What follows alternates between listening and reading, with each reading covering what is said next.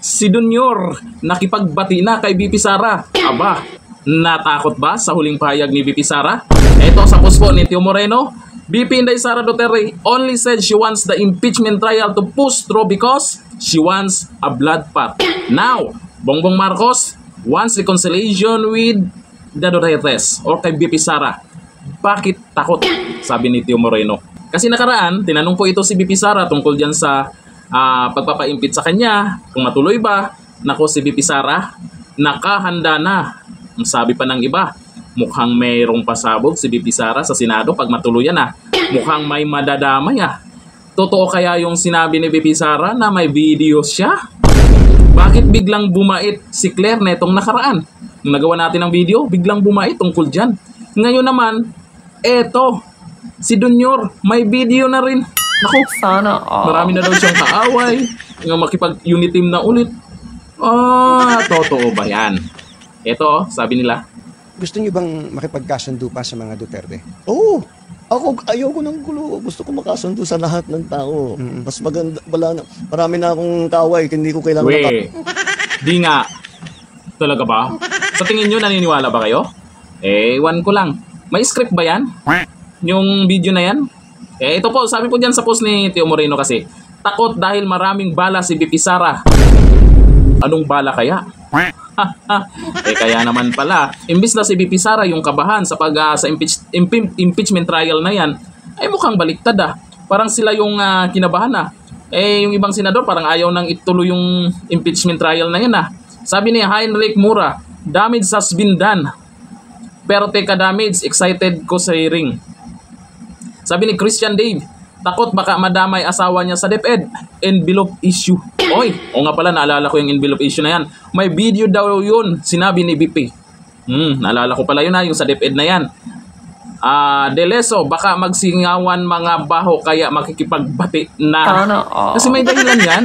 Sa dami ng ginawa nila sa mga Duterte, bigla na lang ganyan. May dahilan yan. Kung kailan magkakaroon na ng impeachment trial. Sabi ni Fran, biglang gusto makipag-ayos, natakot sa blood pact. Ayun na nga. Dahil dito sa blood pact na to, ewan ko lang kung ano yung ibig sabihin ni VP Sara dyan ha.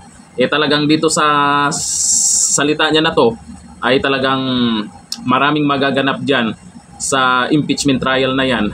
Kasi, kasi baka may magtatanong ano ba kasing mga sinabi pa ni VP Sara tungkol dyan? Bakit mukhang takot sila? O ito, panoorin po natin netong nakaraan sa mga hindi nakapanood. Ito po yung makikita niyo po si VP Sara dito na handang-handa na sila. At baka naman ito, sinabi po niya itong mga salitang ito ay meron talaga silang bala. O ito, ang video niya. I truly want a trial because I want a blood bank talaga.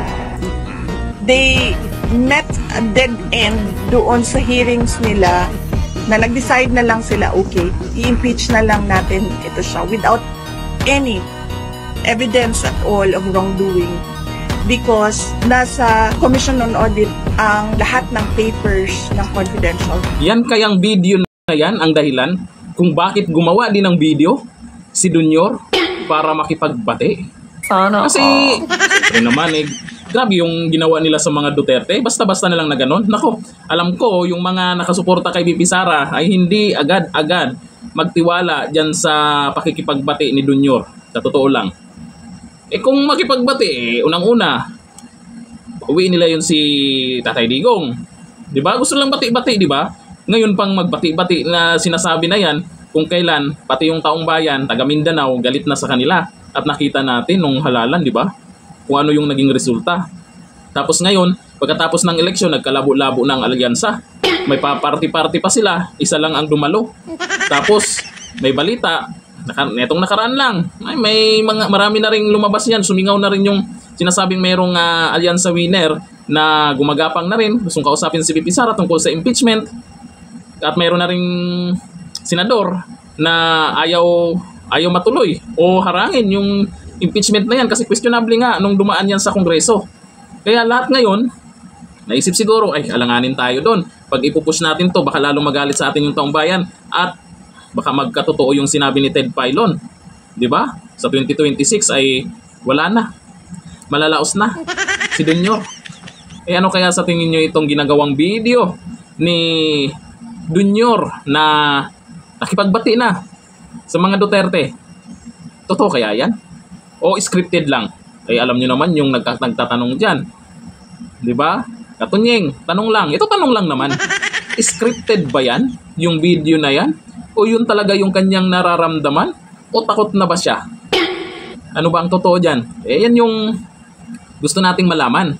Kasi lahat ng mga inilabas dyan, eh dapat, may dahilan yan. May dahilan yan. Alam nyo naman sa political issue, may mga dahilan yung mga pag naglabas po sila ng video sa media, may dahilan po yan. Yun nga lang, anong klaseng tactics yan?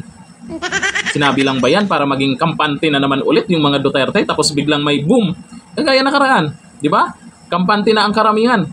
Kasi hindi daw makipag-cooperate sa ICC, ganito daw, walang ganon, pakpak ganon. Bigla na lang, boom!